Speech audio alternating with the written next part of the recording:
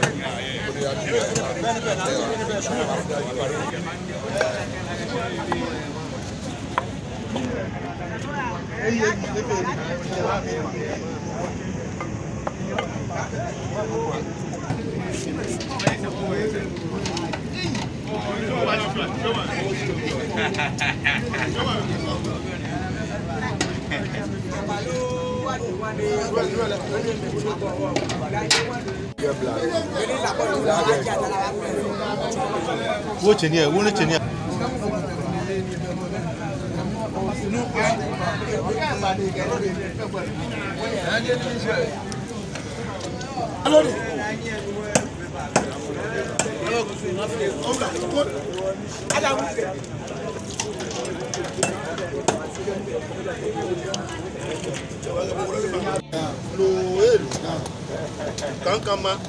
Mami Ose, Chaflobi, Chile, Ba, Odoi, Angele, Mang, Chukwe, Lovelo,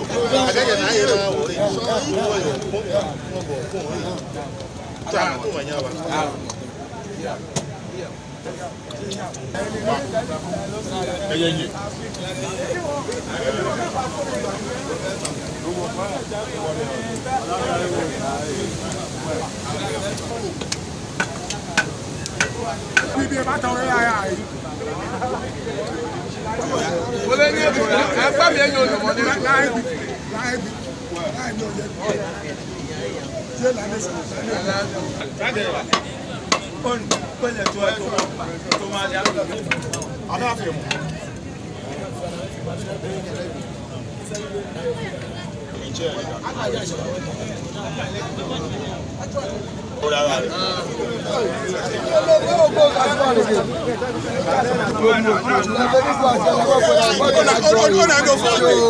Negede to waja babo le be si egbe.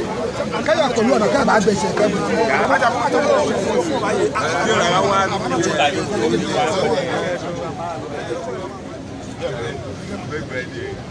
Ni wa ko le. Solo na. Awole ya to le. Ni wa ko le ke. Ya be we mo so.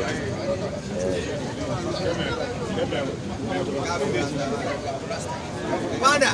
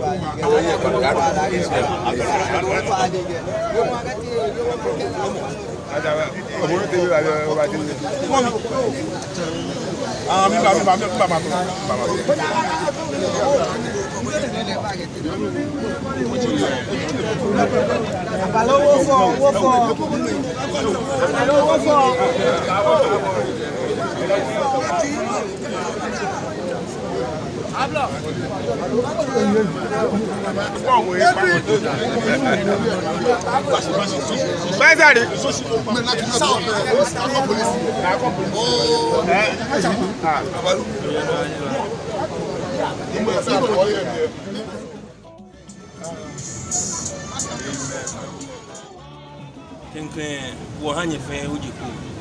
ke agbene afi o afi mena ni nyana wo ne Teshie Nshɔnaa Wɔjii Jamɔ kusum di no ni wotu oni blafo chole the worship of sea deities di no ni wofio ni nai alo atanyumo ni ibojile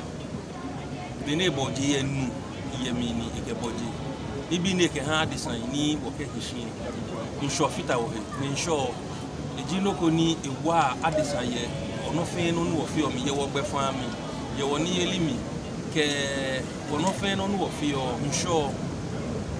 ejinoko ni blafo chole cardinal point ye ono fe no ni wofio mi ni insho menkuma no ni menkuma shin ni menkuma man ni jemeji he ni wo ya ni wa tawolu ni wokubayi oni wa tawolu ni blafo chole protein he moko kla yo na agbuole lalo yeli chinakun agbu moko nsho ni e won mena kusu ni wotun ni won tun won han sho the marine god niji Nuumo egbene niji gbene ni yo emi lojino ni kusu ni wo batun ni kolo ni wo ke tun kusu eji to abutia jino ni wo ke tun kusu ke apitima tamoboni eyo mose wolo ni ji eten kenklen yichue keje minja niji kenklen ka shipawe boni male tun ni wo fe kusu na kan pepe ji boni wo ba fe kusu ni wo che ni ba wazina ziba wana ni ba shewo no ni mena o ke tun kusu ni le yen hie no ba tun kusu ni eji Teshie manfen wulo mo niji Nuumo Badu Odaano Odiapenser niji kenklen mo leji moni kusu ne ma ishuo ni enye hie ni wo ke tun kusu ne fe e wo he ni nyana ni wota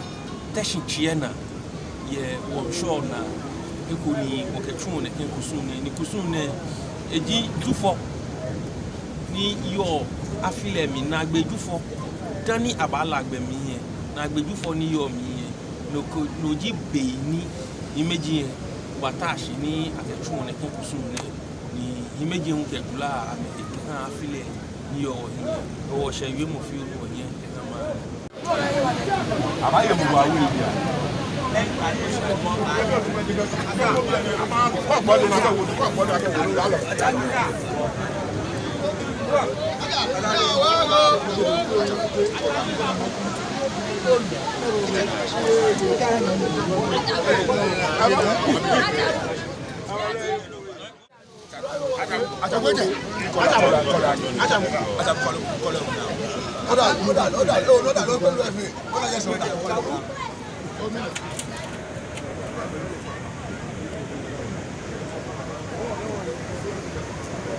Ejugwe. Lai. DJ.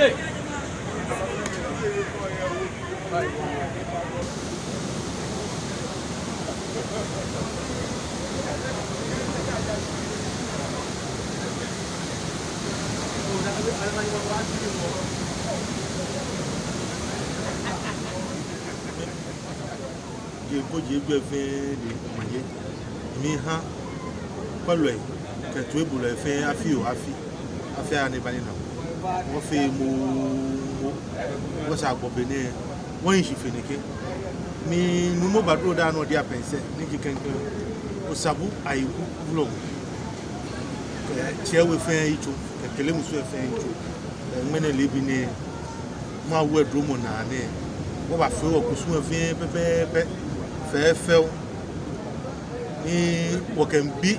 to file Akɛɛ ni eke Nshɔnaa ni jinaye awo mutumo ni eke to wo yi ni wo ke tu ke ishafie wo ke ba bigbe ye de ko ni akakọ fofolo we ba wo ni wo so ba wo wo nyeme wo la ma gbe ko na ma ko fofolo we ba wo ni so e na meke ba ni wo tu eni a on ga shi dufo ni wo ba ho pepere ni wo ba pe ki wo so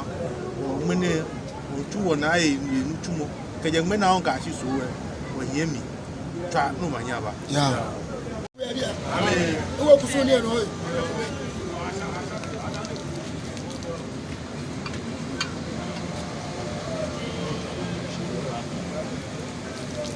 Ago.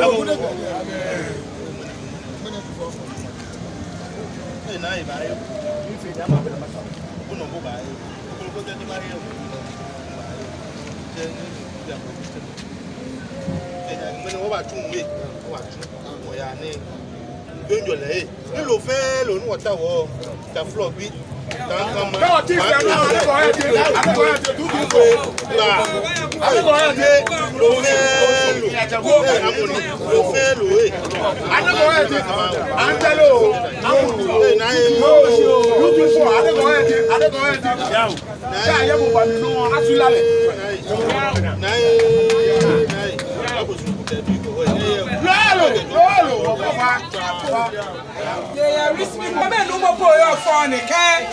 And no fan of first year.